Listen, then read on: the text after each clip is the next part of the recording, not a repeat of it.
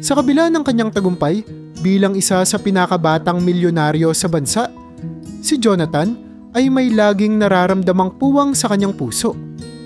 Sa edad na 35, marami na siyang naabot.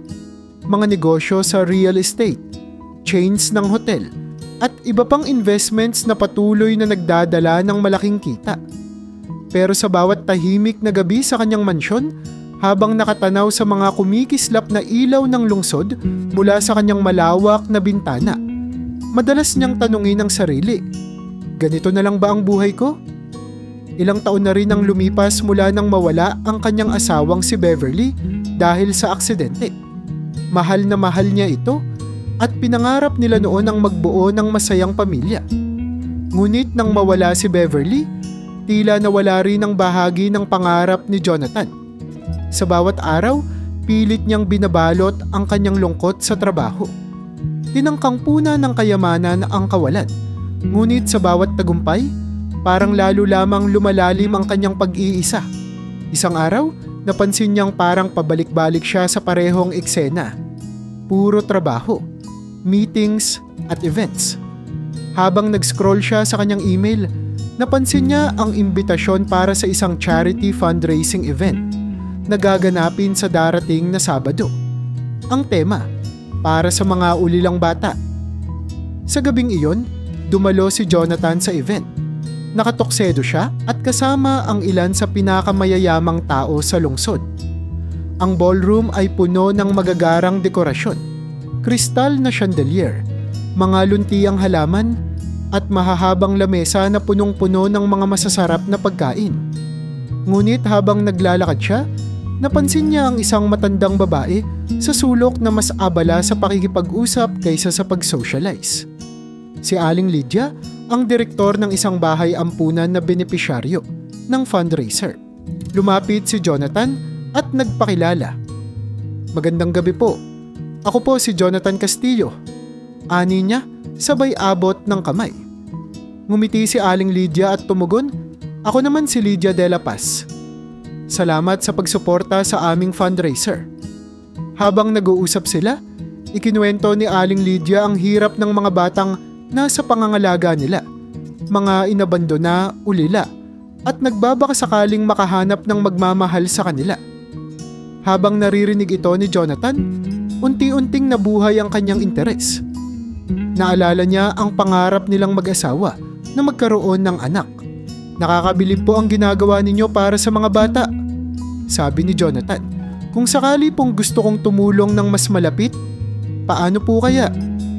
Ngumiti si Aling Lydia. Ang pinakamagandang paraan, Jonathan, ay mag-ampon ka. Hindi lang pera ang kailangan ng mga batang ito. Ang kailangan nila ay pagmamahal, gabay, at isang pamilya. Napaisip si Jonathan. Ang ideya ng pag-aampon ay parang bagong sinag ng liwanag sa kanyang madilim na mundo. Ngunit bahagi ng kanyang isip ay nag-aalinlangan. Kaya ba niyang maging isang mabuting ama? Bago matapos ang gabi, binigyan siya ni Aling Lydia ng invitation upang bumisita sa kanilang bahay ampunan.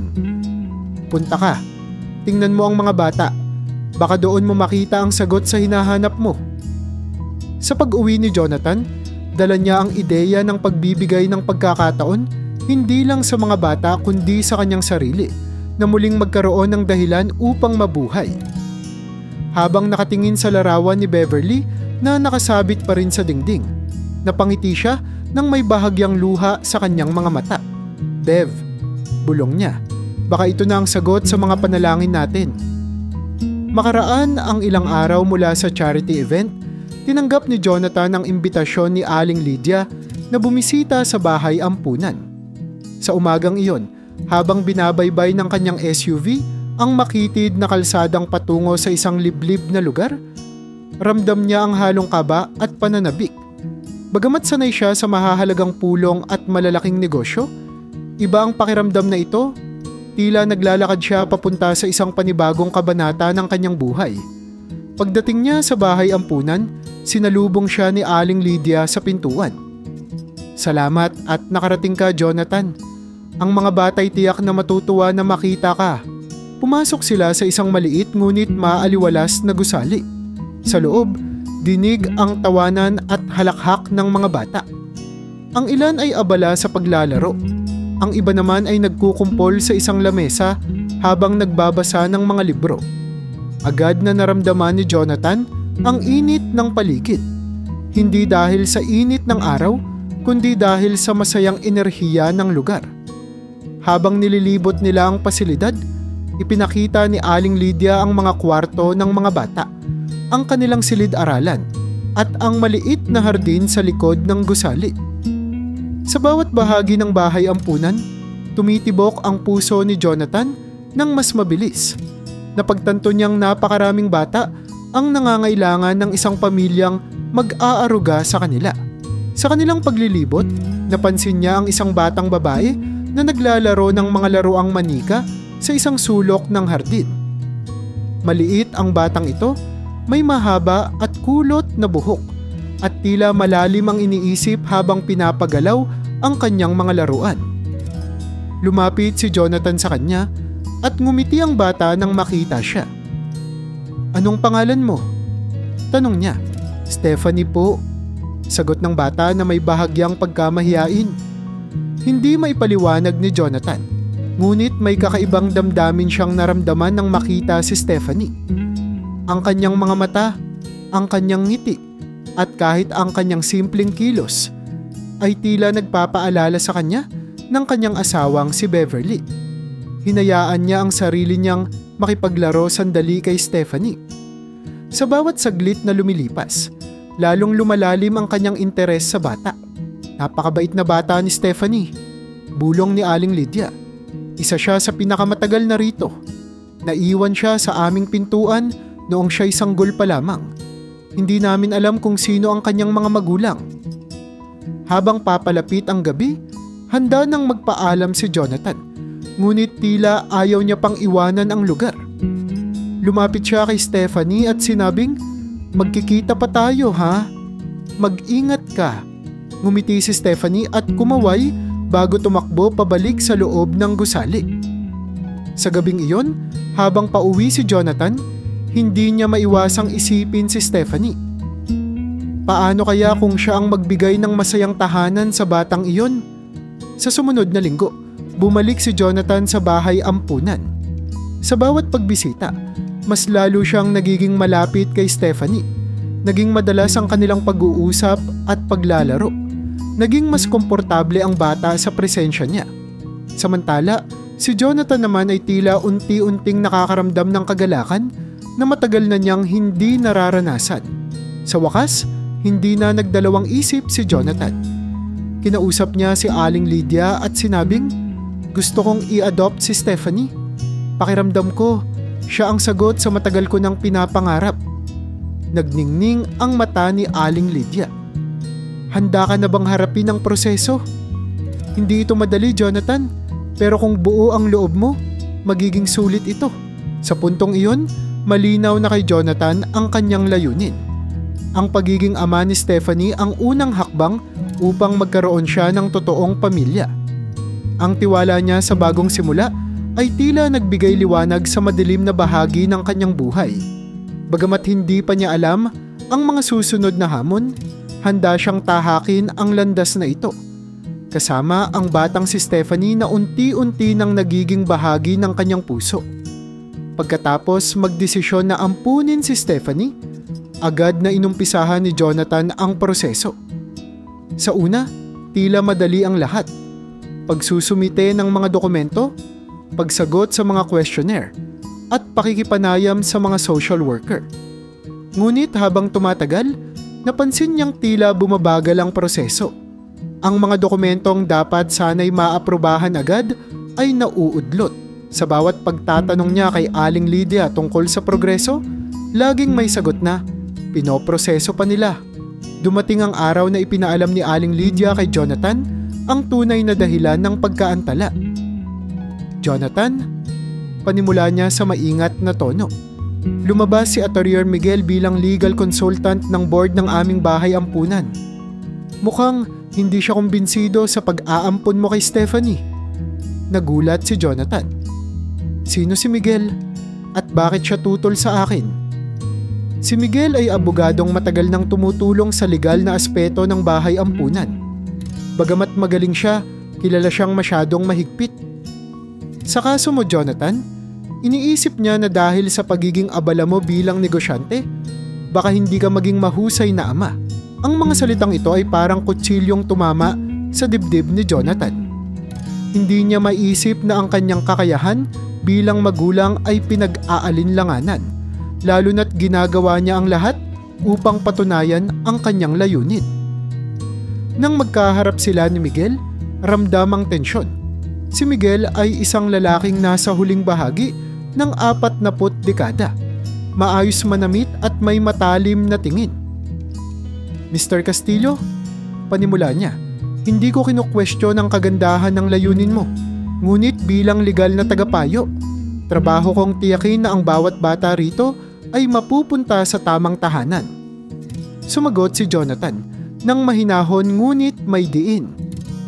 Attorney Miguel, sigurado akong kaya kong alagaan si Stephanie. Ang aking oras, yaman at pagmamahal ay handa kong ibigay sa kanya. Ngunit nagpatuloy si Miguel sa kanyang argumento. Sa tingin ko, Mr. Castillo, ang iyong abalang schedule at lifestyle bilang negosyante ay maaaring makaapekto sa pagpapalaki mo sa bata. Ang isang bata ay nangangailangan ng gabay, hindi lamang material na suporta. Hindi magawang ikaila ni Jonathan ang katotohanan sa sinasabi ni Miguel, ngunit hindi rin niya gustong sumuko. Nang matapos ang kanilang pag-uusap, bumalik si Jonathan sa kanyang bahay na puno ng kalungkutan at pagdududa. Tama ba talaga ang ginagawa ko? Tanong niya sa sarili habang nakatingin sa larawan ni Beverly. Sa kabila ng lahat, hindi siya nagpatinag. Bumuo siya ng plano upang patunayan na handa siyang maging ama. Sa tulong ng kanyang butler na si Ramon at ng ilan pang tauhan sa kanyang mansyon, inayos niya ang kanyang schedule upang magkaroon ng sapat na oras kay Stephanie. Tinutukan niya ang kanyang negosyo sa umaga at iniwan ng gabi para sa mga aktibidad na makakatulong sa kanyang pag-aampon. Bukod dito, sinimulan ni Jonathan ang pagdalo sa mga seminar tungkol sa pagiging magulang. Nagtanong din siya sa ilang kaibigan na may mga anak upang maunawaan ang mga hamon ng pagiging ama. Ipinakita niya kay Aling Lydia at sa board na sincero siya sa kanyang layunin. Habang tumatagal, nagsimulang magtiwala si Stephanie kay Jonathan. Sa tuwing bumibisita siya sa bahay ampunan, si Stephanie ang unang sumasalubong sa kanya. Naging mas komportable ang bata na magkwento ng kanyang pangarap at saloobin. Isang gabi, habang magkasama sila sa hardin ng bahay ampunan, biglang sinabi ni Stephanie, "Kuya Jonathan, masaya po ako kapag nandito ka." Napalitan ng ngiti ang pagod ni Jonathan sa mga salitang iyon. Kuya Jonathan, naisip niya. Hindi pa siya sanay na tawagin akong papa, pero siguro darating din tayo doon. Sa huli, hindi naging madali ang lahat, ngunit natutunan ni Jonathan na ang bawat hakbang ay mahalaga. Bagamat patuloy na tinutuligsa ni Miguel ang kakayahan niyang maging magulang, mas pinagtibay nito ang kanyang determinasyon na ipaglaban si Stephanie. Sa bawat saglit na nagiging malapit sila ng bata, lalo niyang napagtanto na hindi kayamanan, oras o titulo ang magpapasya kung sino ang karapat-dapat maging magulang. Ito ay ang puso.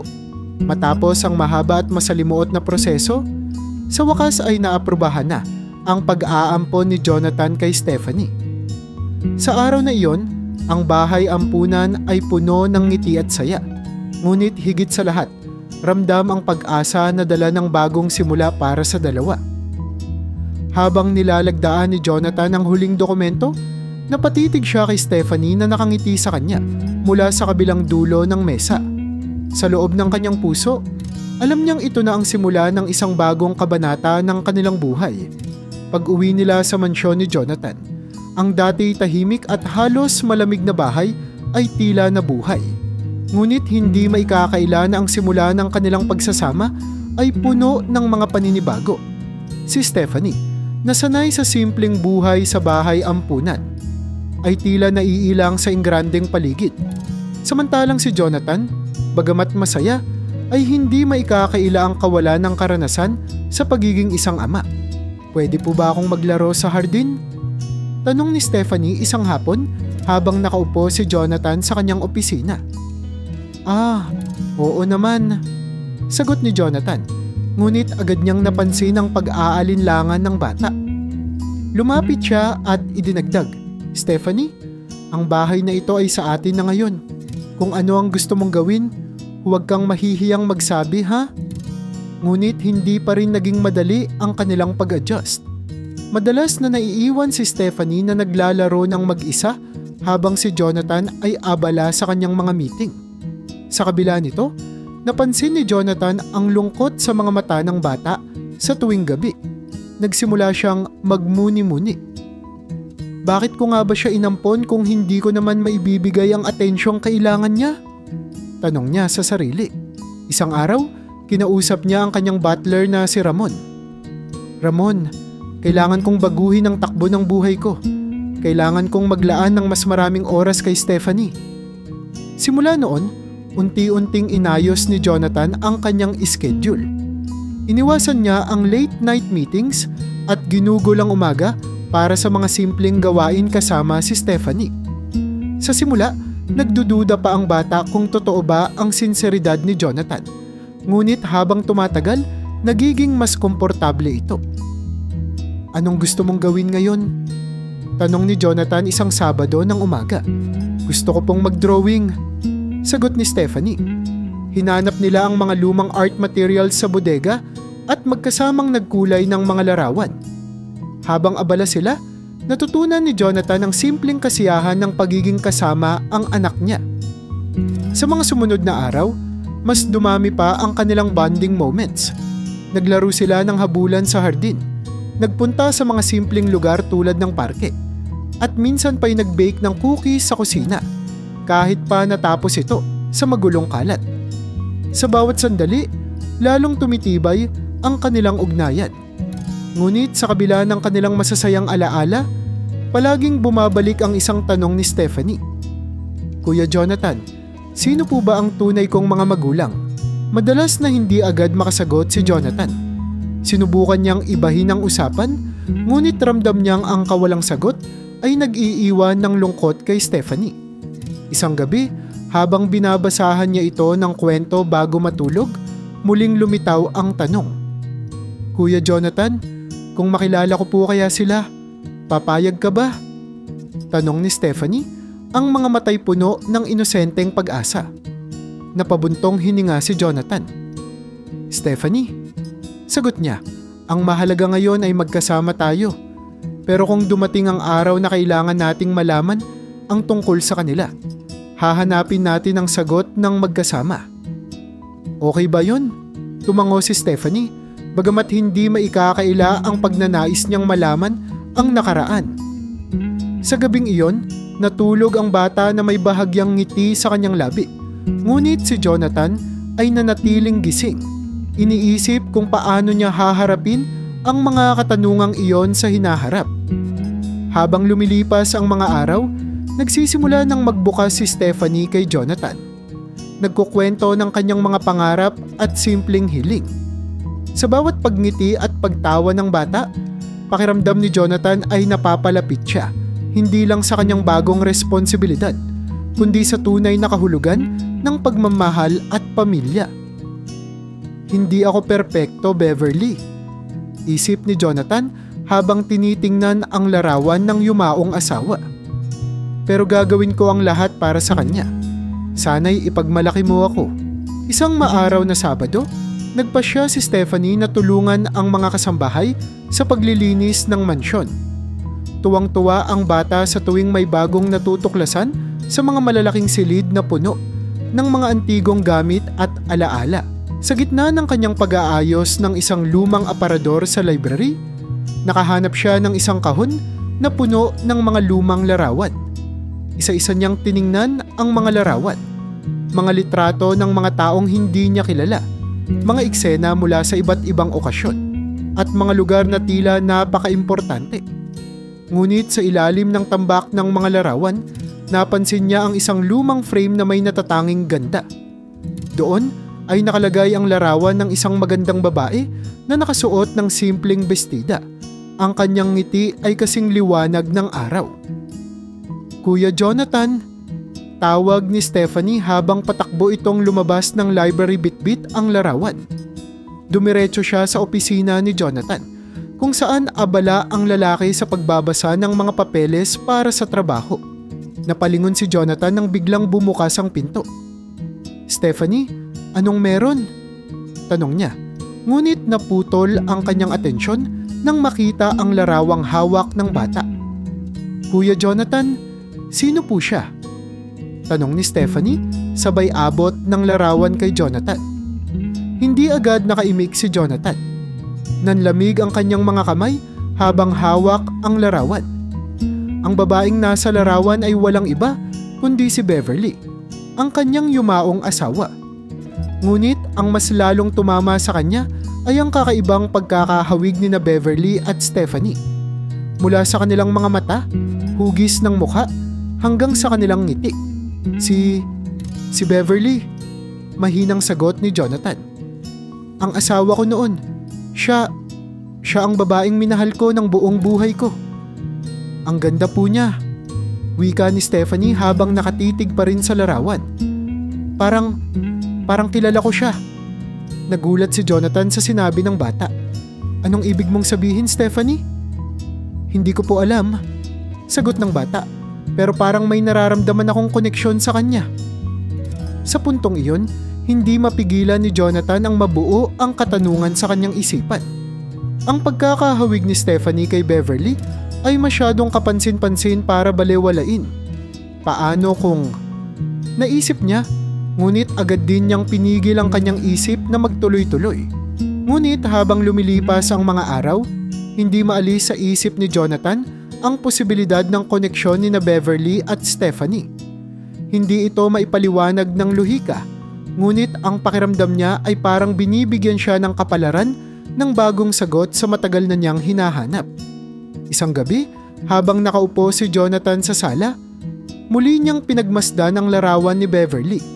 Sa tabi niya, nakaupo si Stephanie na abala sa paglalaro ng mga paper doll na ginawa nila noong nakaraang araw. Tinitigan niya ang bata, at sa bawat kilos nito, lalo niyang nakikita si Beverly. "Stephanie," mahinang sabi niya, "kung sakali, gusto mo bang malaman kung ano ang koneksyon mo kay Beverly?" Tumigil si Stephanie sa paglalaro at tumingin kay Jonathan. "Opo, kuya. Gusto ko pong malaman." Napabuntong hininga si Jonathan. "May paraan para malaman natin. Pero kailangan kong humingi ng pahintulot sa iyo. Kailangan nating kumuha ng ilang pagsusuri." "Sige po," sagot ng bata. "Gusto ko pong malaman ang totoo." Kinabukasan, pumunta si Jonathan kasama si Stephanie sa isang kilalang laboratorio upang magpa-DNA test. Habang pinoproseso ang mga sample, halos hindi mapakali si Jonathan. Ang mga tanong sa kanyang isipan ay tila nagtatambak. Posible bang siya talaga ang anak namin ni Beverly? Kung totoo, bakit hindi ko ito nalaman noon? Ano ang nangyari kay Beverly bago siya mawala? Pag-uwi nila sa bahay, mahigpit na niyakap ni Jonathan si Stephanie. "Ano man ang lumabas sa resulta, tandaan mo, Stephanie, ikaw ang anak ko. Walang magbabago doon." Ngumiti ang bata at tumango. "Opo, Kuya Jonathan." Habang hinihintay ang resulta ng pagsusuri, naramdaman ni Jonathan ang halo-halong emosyon, pag-asa, takot at pananabik. Alam niyang ang magiging sagot ay maaaring magdala ng malaking pagbabago sa kanilang buhay. Ngunit handa siyang harapin ang anuman ang katotohanan, alang-alang sa batang nagbigay muli ng liwanag sa kanyang mundo. Ilang araw matapos mag-sumite ng mga sample para sa DNA test, hindi mapakali si Jonathan. Ang bawat oras na lumilipas ay tila mas bumibigat, na parang ang kanyang buong mundo ay nakasalalay sa resulta ng pagsusuri. Sa kabila ng pag-aalala, pinilit niyang magmukhang kalmado sa harap ni Stephanie, na tila hindi gaanong nababahala, ngunit puno ng inosenteng kuryosidad tungkol sa magiging sagot. Sa araw ng resulta, magkasama silang pumunta sa laboratorio. Hindi maipinta ang mukha ni Jonathan habang hawak ang sobre na naglalaman ng sagot sa mga tanong na matagal nang gumugulo sa kanyang isipan. Sa pag-upo nila sa kotse, napalunok si Jonathan at sinimulang buksan ang sobre. Habang binabasa niya ang mga salita sa dokumento, nanlaki ang kanyang mga mata. Tila tumigil ang mundo niya sa pag-ikot. Sa wakas, narito na ang sagot. Positibo ang resulta. Si Stephanie ay hindi lamang isang bata mula sa bahay ampunan. Siya ay anak niya at ni Beverly. Kuya Jonathan, anong nakasulat diyan? Tanong ni Stephanie habang pinagmamasdan siya. Hindi kaagad nakapagsalita si Jonathan. Ang mga alaala ng kanyang yumaong asawa ay biglang bumalik, bumaha sa kanyang isipan. Naalala niya ang kanilang huling taon na magkasama, ang mga mainit na argumento, ang mga malamig na sandali at ang hindi inaasahang pagpanaw ni Beverly. Isa sa mga pinakamasakit na alaalang bumalik sa kanya ay ang huling pag-aaway nila bago ito nawala. Beverly, hindi ko maintindihan kung bakit hindi ka na nagsasabi sa akin ng totoo. Mariing sinabi ni Jonathan noon sa gitna ng isang diskusyon tungkol sa mga pinansyal na problema ng negosyo. Hindi ko mababago ang mga bagay kung hindi mo ako tutulungan. Jonathan, hindi mo naiintindihan. Pasigaw na sagot ni Beverly. Ginagawa ko ang lahat para hindi masira ang buhay natin. Pero minsan, parang mas iniisip mo ang negosyo kaysa sa akin. Ang huling sandaling iyon ay tumatak sa isip ni Jonathan.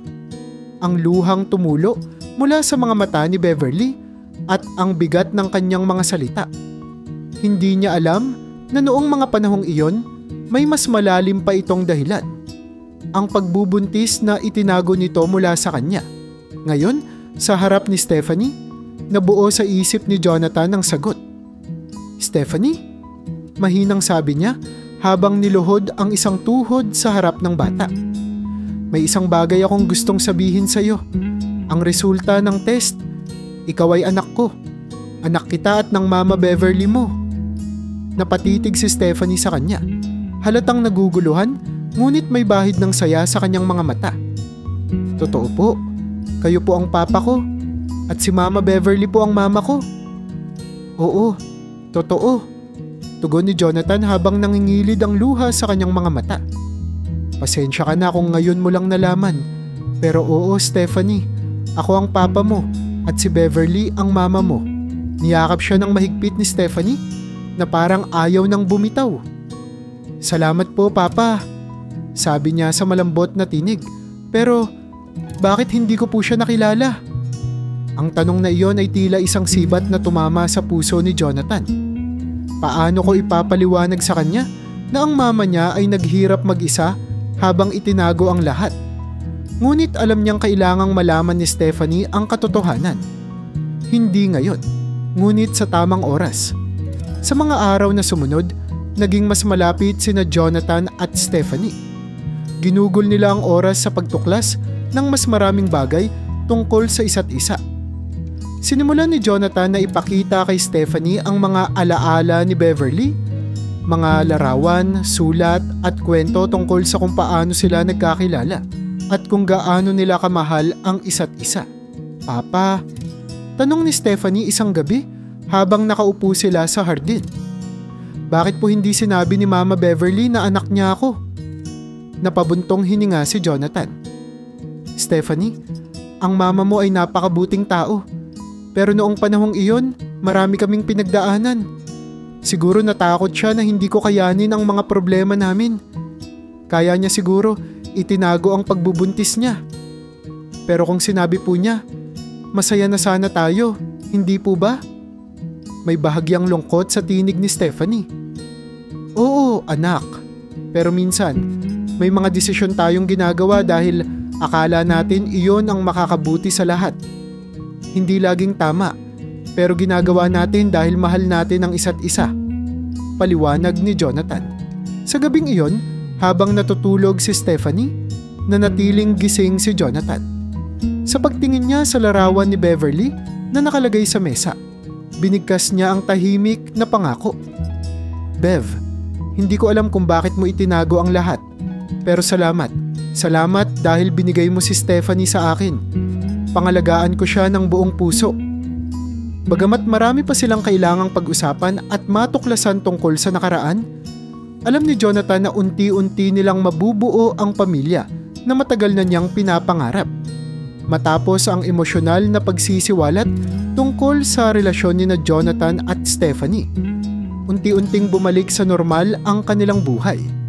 Ngunit sa likod ng bawat masayang araw ay may nananatiling takot si Jonathan.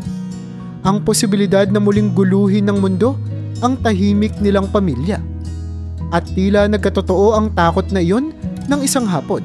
Dumating ang hindi inaasahang balita. Habang nagtuturo si Jonathan kay Stephanie na magbisikleta sa hardin, nilapitan siya ng kanyang butler na si Ramon. "Sir Jonathan?" Maingat nitong sabi. "Dumating po si Attorney Miguel. Nasa sala siya at gusto kayong makausap." Napakunot ang noo ni Jonathan. Matagal na niyang hindi nakikita si Miguel, ang abogadong dating kontra sa pag-aampon niya kay Stephanie. Hindi niya mawari kung ano ang dahilan ng pagbabalik nito. "Ramon, bantayan mo muna si Stephanie," sabi niya bago siya nagmamadaling pumasok sa bahay. Pagpasok niya sa sala, tumambad sa kanya si Miguel. Nakasuot ng maayos na suit, ngunit ang mukha nito ay halatang puno ng intensyon. Tumayo ito upang magbigay galang, ngunit hindi nag-abala ng matamis na ngiti.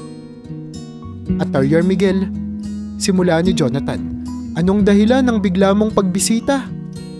"Jonathan," sagot ni Miguel, walang paligoy-ligoy. "Nandito ako upang talakayin ang isang seryosong usapin.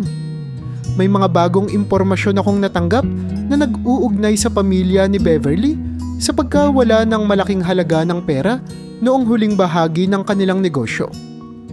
Nanlamig ang katawan ni Jonathan sa narinig. "Ano ang ibig mong sabihin?"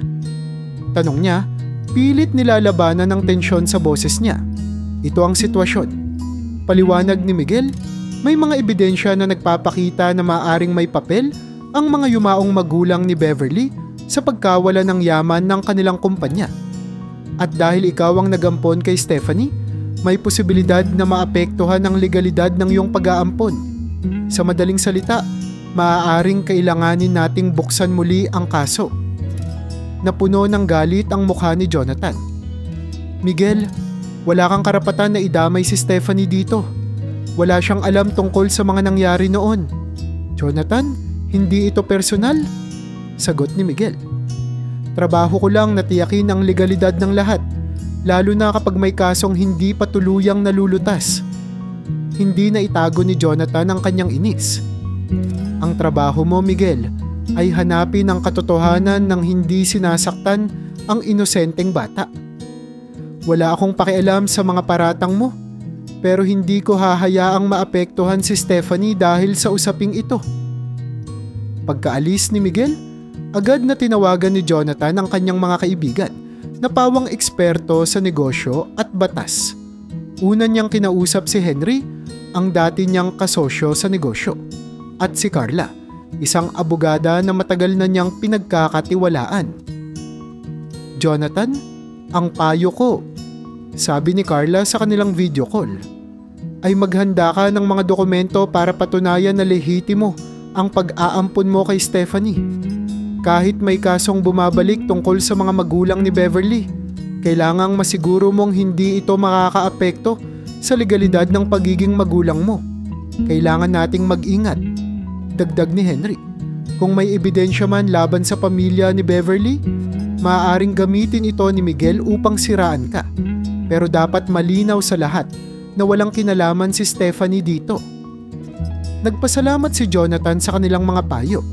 Ngunit habang pinoproseso niya ang mga plano para harapin si Miguel, hindi niya maiwasang mag-alala para kay Stephanie.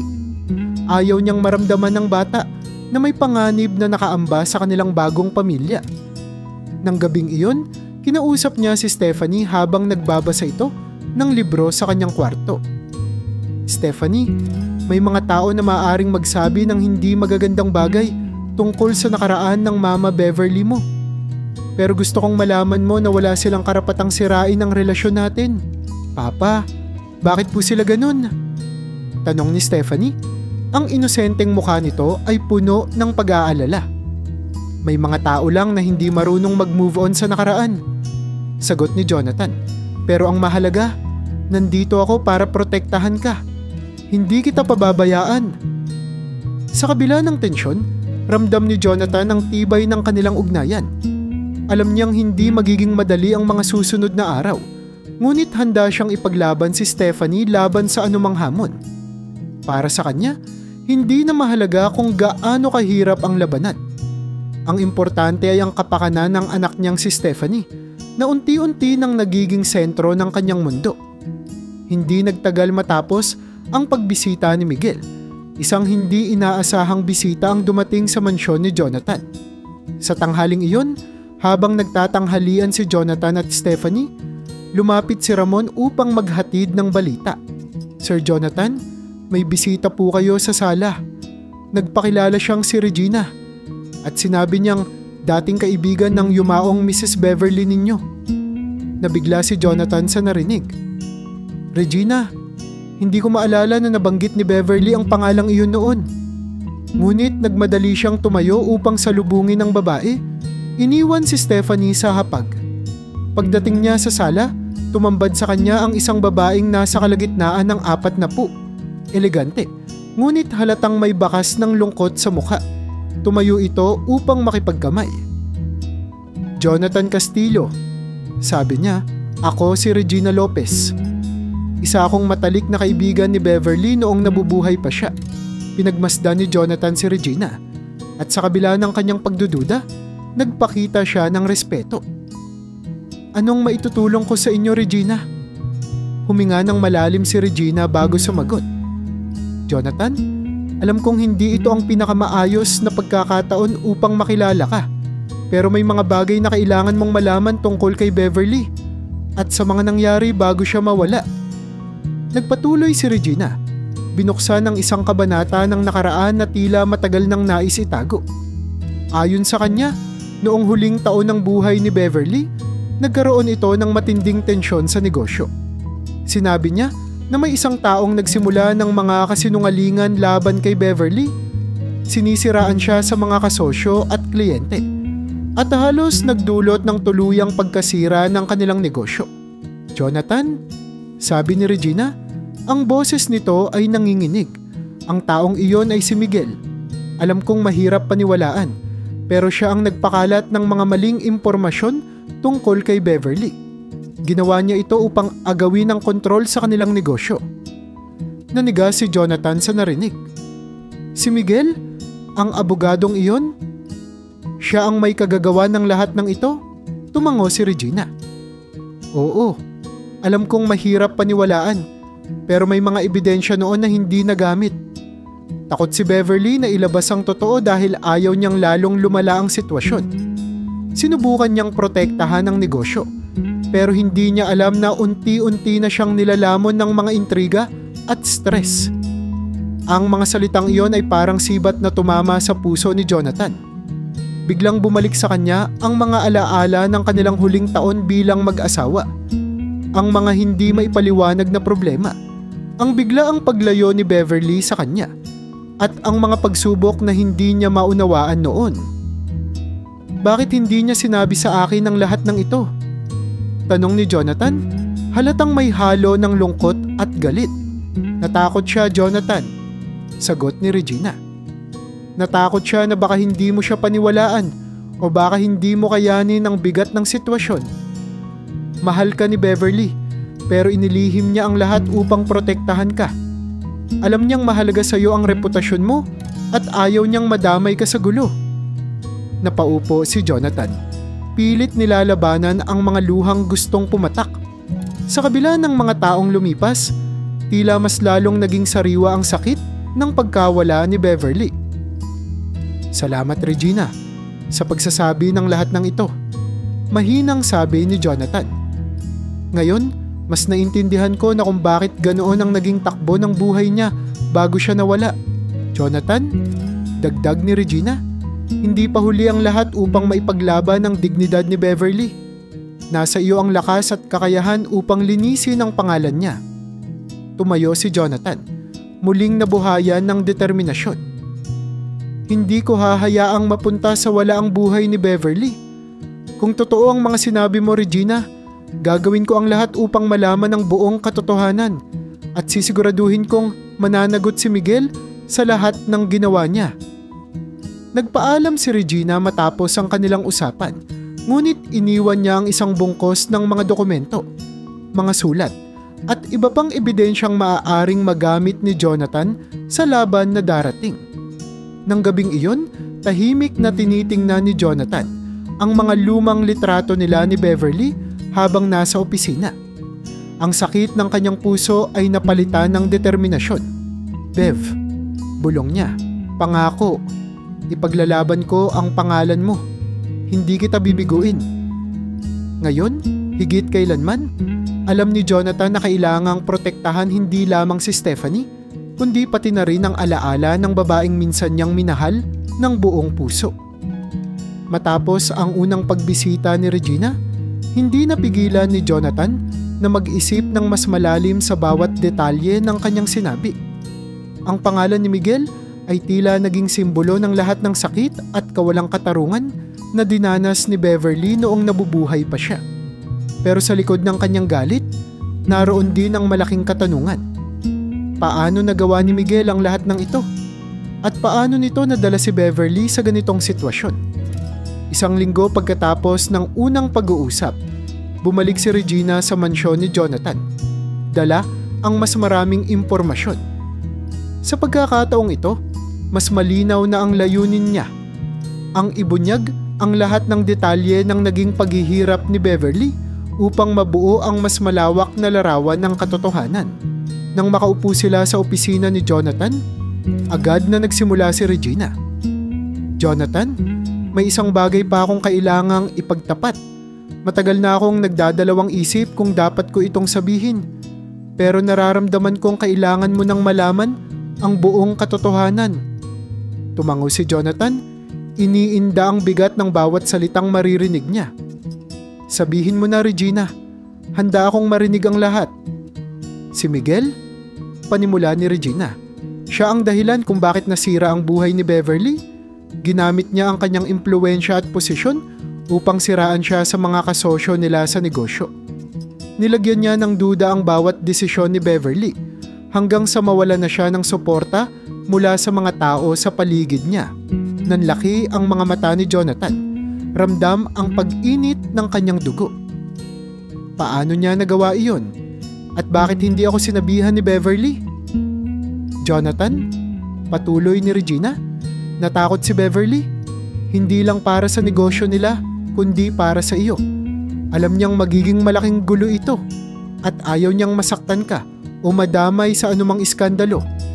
Pero sa likod ng lahat ng iyon, sinubukan niyang lumaban. Ngunit dahil sa impluwensya ni Miguel, wala siyang nagawa kundi magparaya.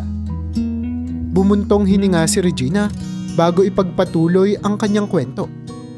Nang maubos na ang lahat ng pagkakataon, nagtago si Beverly. Nagpunta siya sa bahay ng isang kaibigan namin sa probinsya, si Lilia. Doon siya nanirahan ng ilang buwan at doon niya isinilang si Stephanie. Takot siyang magpakita sa iyo, Jonathan, dahil pakiramdam niya ay nabigukan niya bilang asawa. Ang mga salitang yon ay tila naging matalim na sibat na tumama sa puso ni Jonathan. Beverly, bakit mo itinago ang lahat ng ito sa akin? Tanong niya sa sarili habang pinipilit pigilan ang pag-agos ng kanyang emosyon. Jonathan, dagdag ni Regina, hindi ko alam ang lahat ng detalye, pero malinaw sa akin na hindi naging patas ang kapalaran kay Beverly. At alam kong may kinalaman si Miguel sa pagkawala ng lahat ng mahalaga sa kanya. Kung hindi dahil sa kanya, hindi sana ganoon ang naging takbo ng buhay ni Beverly.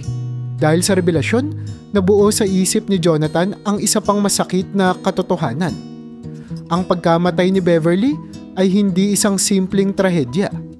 Isa itong resulta ng sunod-sunod na pagdurusa na dulot ni Miguel at ng kanyang kasakiman. Sa puntong iyon, naramdaman niya ang bigat ng responsibilidad. Hindi lamang upang protektahan si Stephanie, kundi upang linisin ang pangalan ni Beverly. Salamat sa pagsasabi ng lahat ng ito, Regina. Mahinang sabi ni Jonathan. Ngayon, malinaw na sa akin ang kailangan kong gawin. Hindi ko hahayaang manatili si Miguel sa likod ng mga kasinungalingan niya. Panahon na para makamit ang hustisya, sumang-ayon si Regina. Nandito ako upang tumulong, Jonathan. Kung kailangan mong magsampa ng kaso laban kay Miguel, handa akong magbigay ng testimonya. Wala na akong dapat itago. Panahon na para malaman ng lahat ang totoo. Matapos ang pag-uusap nila, iniwan ni Regina ang ilang mga dokumentong maaaring makatulong sa kaso. Habang binubuklat ni Jonathan ang mga ito, ramdam niya ang matinding emosyon. Galit, kalungkutan at determinasyon. Sa kanyang isipan, bumalik ang mga alaala nila ni Beverly, ang kanilang mga masasayang sandali, ang mga pangarap na hindi natupad, at ang buhay na nawala nang hindi niya man lang naipaglaban. Sa gabing iyon, humarap siya sa larawan ni Beverly na nakalagay sa mesa sa kanyang opisina. Hinawakan niya ito at bumulong, "Bev, hindi ko alam kung bakit hindi mo sinabi ang lahat ng ito. Pero ngayon, nangako ako sa sarili ko. Hindi ko hahayaang mapahiya ang pangalan mo. Ipaglalaban ko ang lahat para sa iyo at para kay Stephanie." Ang revelasyon ni Regina ay nagbigay kay Jonathan ng bagong layunin. Sa puntong iyon, alam niyang ang laban ay hindi na lamang tungkol kay Miguel. Ito ay tungkol sa pagbibigay ng katarungan kay Beverly at pagbibigay liwanag sa nakaraan upang mabuo nila ni Stephanie ang mas maliwanag na kinabukasan.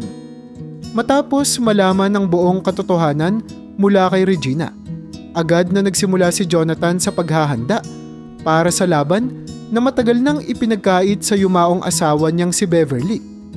Alam niyang magiging mahirap ito, lalo't ang kalaban niya ay si Miguel, isang abogadong may impluwensya at koneksyon. Ngunit sa kabila ng lahat, hindi siya nagpatinag. Sa pagkakataong ito, handa siyang harapin ang anumang hamon upang linisin ang pangalan ng kanyang asawa at protektahan si Stephanie mula sa anino ng nakaraan. Unang hakbang ni Jonathan ay ang pagbuo ng isang matibay na legal na koponan. Kinuha niya si Carla, isang kilalang abogada na dati niyang kasosyo sa negosyo at matagal ng kaibigan. Ipinasa niya kay Carla ang lahat ng ebidensyang ibinigay ni Regina, kasama ang testimonya nito na detalyado ang mga kasalanan ni Miguel laban kay Beverly. "Jonathan," sabi ni Carla habang binubusisi ang mga papeles, "hindi magiging madali ito. Si Miguel ay hindi basta-basta aamin sa kanyang mga kasalanan. Kakailanganin natin ng mas maraming ebidensya at saksi." "Tulungan mo akong hanapin ang hustisya, Carla," sagot ni Jonathan. "Kung ano man ang kailangan natin, gagawin ko. Hindi ko hahayaang manatili ang mga kasinungalingan niya." Nagsampa si Jonathan ng kaso laban kay Miguel na agad namang gumanti sa pamamagitan ng paglalabas ng kontra-akusasyon upang sirain ang kredibilidad ni Jonathan. Nagumpisa ang masalimuot na paglilitis na nagdala ng malaking atensyon mula sa media. Ang bawat pagdinig ay puno ng tensyon, mga argumento, testimonya at ebidensyang parehong naglalaban sa husgado. Sa isa sa mga pagdinig, tumayo si Regina upang magbigay ng testimonya. Detalyado niyang inilahad kung paano siniraan ni Miguel si Beverly, kung paanong sinadya nitong sirain ang negosyo ng yumaong asawa ni Jonathan, at kung paano ang mga kasinungalingang iyon ang naging dahilan ng pagbagsak ng buhay ni Beverly. Habang nagsasalita si Regina, tahimik na nakikinig si Jonathan. Pinipigilan ang emosyon na gustong sumabog sa kanyang dibdib. "Totoo ang lahat ng sinasabi ko," pagtatapos ni Regina. "Ang lahat ng ginawa ni Miguel ay nagdulot ng hindi matatawarang sakit kay Beverly. Nararapat lamang na mabigyan siya ng hustisya." Sumunod na tumayo si Aling Lydia, ang tagapamahala ng bahay ampunan kung saan unang nakita ni Jonathan si Stephanie. Nagbigay siya ng testimonya ukol sa mga huling araw ni Beverly bago ito tuluyang nawala. Alam ko kung gaano kahirap ang pinagdaanan ni Beverly, sabi niya.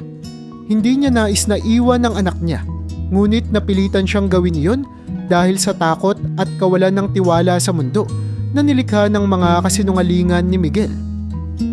Ang mga salaysay ni na Regina at Aling Lydia ay nagbigay ng malakas na puwersa sa kaso ni Jonathan. Unti-unting nabuo ang larawan ng kasamaan ni Miguel, isang taong ginamit ang kapangyarihan para sa sariling kapakinabangan, kahit pa nangangahulugan ito ng pagkawasak ng ibang buhay. Sa gitna ng lahat ng ito, tahimik na nakikinig si Stephanie. Hindi pa lubos na nauunawaan ng bata ang kabuuan ng kaso, ngunit ramdam niya ang tapang ng kanyang ama. Sa tuwing uuwi sila mula sa korte, hindi maiwasang magtanong ni Stephanie, "Papa, bakit po nila sinaktan si Mama Beverly?" "Anak, minsan may mga taong mas inuuna ang kasakiman kaysa paggawa ng tama," sagot ni Jonathan. "Pero tandaan mo, ginagawa natin ito hindi lamang para sa kanya, kundi para sa ating pamilya." Ang tapang ni Jonathan ay nagsilbing inspirasyon kay Stephanie. Nakita niya kung paano ipinaglaban ng kanyang ama ang pangalan ng kanyang ina sa kabila ng lahat ng pagsubok. Sa huling araw ng paglilitis, inilabas ng hukom ang hatol. Si Miguel ay napatunayang nagkasala sa pagsasagawa ng mga ilegal na gawain upang siraan si Beverly. Inatasan ng korte na bawiin ang lahat ng maling akusasyon laban sa yumaong asawa ni Jonathan, na tuluyang nagpalaya sa pangalan nito mula sa kasinungalingan. Habang binabasa ang desisyon, napapikit si Jonathan at bahagyang ngumiti. Sa wakas, natupad na ang pangako niya kay Beverly. Hinawakan niya ang kamay ni Stephanie na nakaupo sa tabi niya. "Papa, tapos na po ba?" tanong ng bata. "Oo, anak," sagot ni Jonathan. "Tapos na. Malaya na si Mama Beverly." Sa labas ng korte, sinalubong si Jonathan ng mga taong sumuporta sa kanya. Sa kabila ng mapait na laban, napatunayan niyang kaya niyang ipaglaban ang dignidad ng kanyang asawa at protektahan ang kinabukasan ni Stephanie. Sa puntong iyon, alam niyang nagsisimula na ang bagong yugto ng kanilang buhay. Ngunit higit sa lahat, alam niyang nakatingin mula sa langit si Beverly, masaya at mapayapa. Pagkatapos ng matagal na laban sa korte at sa kabila ng matitinding pagsubok, unti-unti nang bumalik sa normal ang buhay ni na Jonathan at Stephanie. Ngayon, sa wakas ay malaya na mula sa mga maling paratang ang pangalan ni Beverly at ramdam ni Jonathan ang gaan sa kanyang puso na matagal niyang hindi naranasan. Nagsimula silang magtuon sa kanilang pamilya. Isang pamilya na bagamat hindi tradisyonal, ay puno ng pagmamahal. Sa bawat umaga, dinig sa bahay ang masayang tawa ni Stephanie habang nagluluto sila ng almusal o nag-aasaran sa kusina. Ang dating tahimik na mansyon ay naging puno ng buhay, parang isang tahanang nabigyan ng bagong layunin. "Papa, tingnan mo ito," tili ni Stephanie isang umaga habang ipinapakita ang iginuhit niyang larawan. Ito ay isang masayang eksena ng isang ama at anak na naglalaro sa ilalim ng araw. "Ikaw po ito at ako," ngumiti si Jonathan habang pinagmamasdan ng gawa ng bata. "Ang galing mo talaga, Stephanie. Ang laki ng talento mo. Siguro sa susunod, ipapakita natin ito sa mas maraming tao, ha?"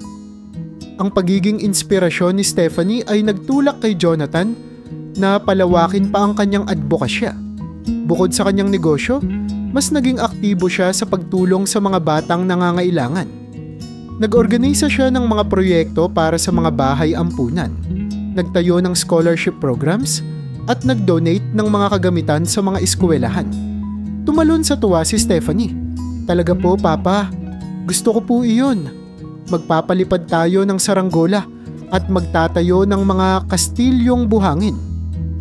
Sa kanilang paglalakbay, hindi lamang nila natamasa ang kagandahan ng kalikasan, kundi nagkaroon din sila ng pagkakataon na magbahagi ng mga saloobin at kwento. Isang hapon, habang nakaupo sila sa tabing dagat, si Stephanie ay nakatingin sa paglubog ng araw. "Papa, Salamat po, wika ng bata. Salamat? Para saan, anak? Tanong ni Jonathan, bahagyang naguguluhan. Papa, bakit po tayo tumutulong sa ibang bata? Minsang tanong ni Stephanie habang kasabay siya ni Jonathan sa isang charity event. Dahil minsan, anak, kailangan ng mundo ng mas maraming tao na handang magbigay ng pagmamahal. Sagot ni Jonathan. At ikaw ang nagturo sa akin yan. Kung hindi kita nakilala, hindi ko mararamdaman kung gaano kahalaga ang magkaroon ng pamilya.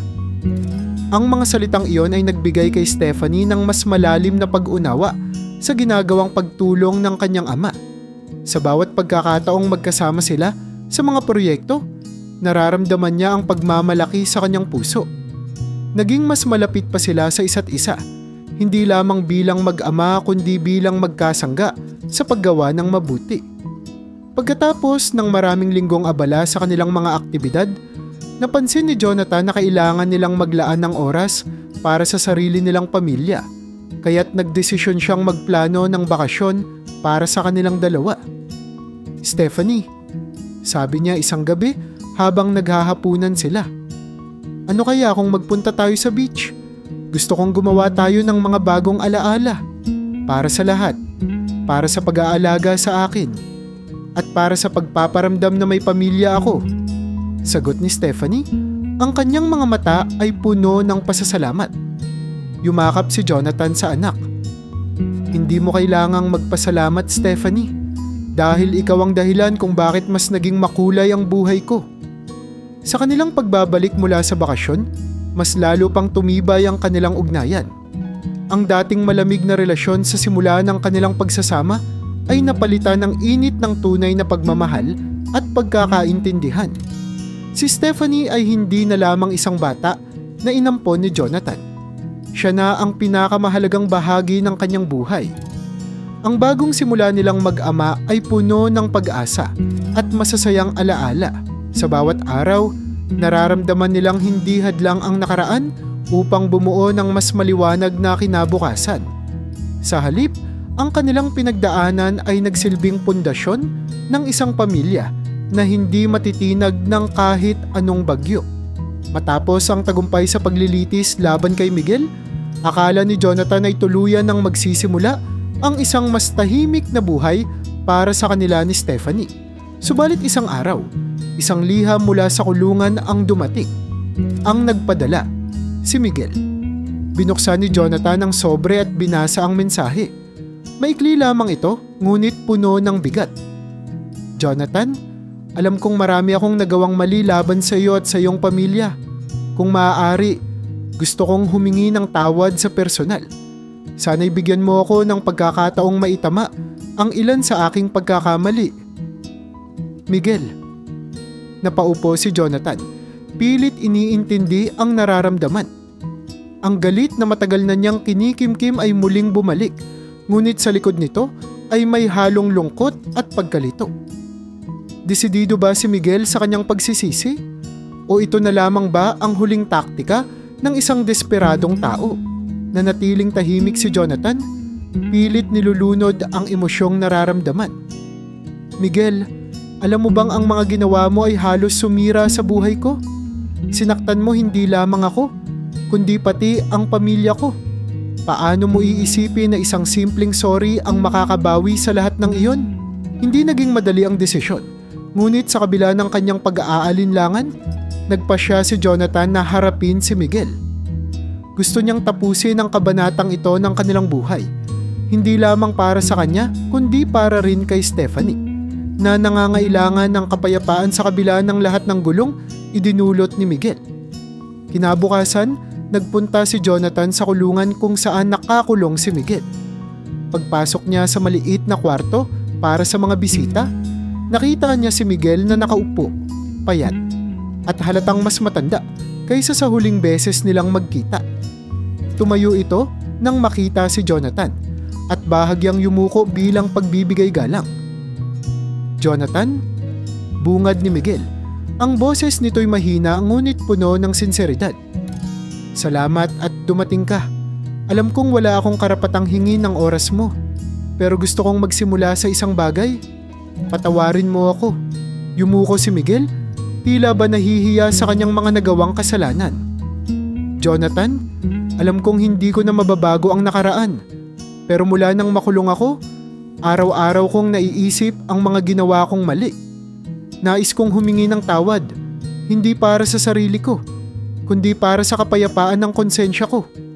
Alam kong hindi mo kailangang tanggapin ito, pero ito lang ang paraan ko para maitama ang kahit kaunti.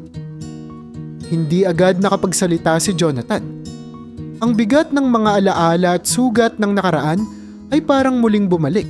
Ngunit naroon din ang boses ni Beverly sa kanyang isipan. Ang mga alaala ng pagmamahal nila at ang mga pangakong binitiwan niya para kay Stephanie. Hindi ako makakagalaw pasulong kung pipiliin kong manatili sa galit, naisip niya.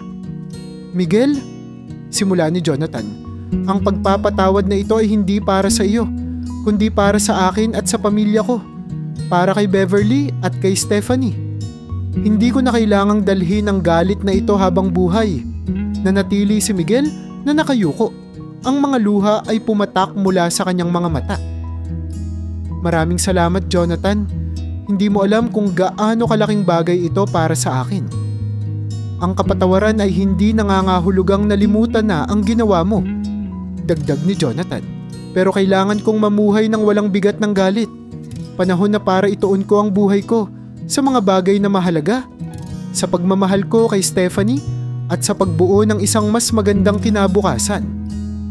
Pagkatapos ng kanilang pag-uusap, lumabas si Jonathan mula sa kulungan na may bagong pananaw sa buhay. Hindi niya inasahan na ang pakikipagkita kay Miguel ay magdudulot ng ganoong kalalim na epekto sa kanya. Pakiramdam niya ay mas magaan ang kanyang puso. Parang nawala ang matagal ng pasaning dala niya. Pag-uwi niya, sinalubong siya ni Stephanie sa may pintuan. Papa, ano po ang nangyari? Tanong ng bata, ang mga matay puno ng kuryosidad. Stephanie, sagot ni Jonathan habang yumuko upang kausapin ang anak. Kinausap ko si Miguel.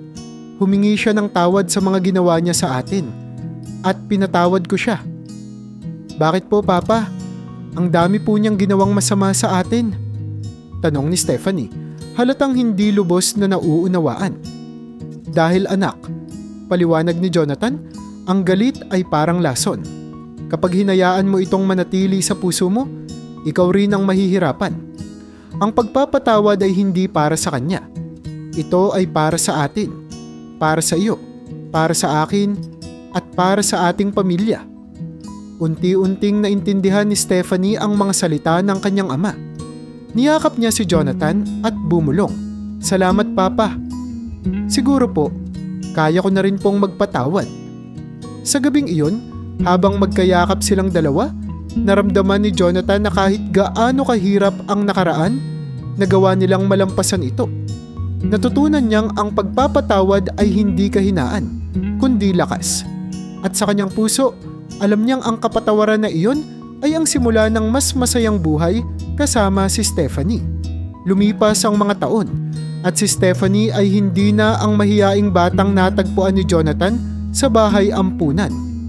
Sa ilalim ng kanyang gabay at pagmamahal, lumaki siyang isang masayahin, matalino at mapagmahal na dalaga.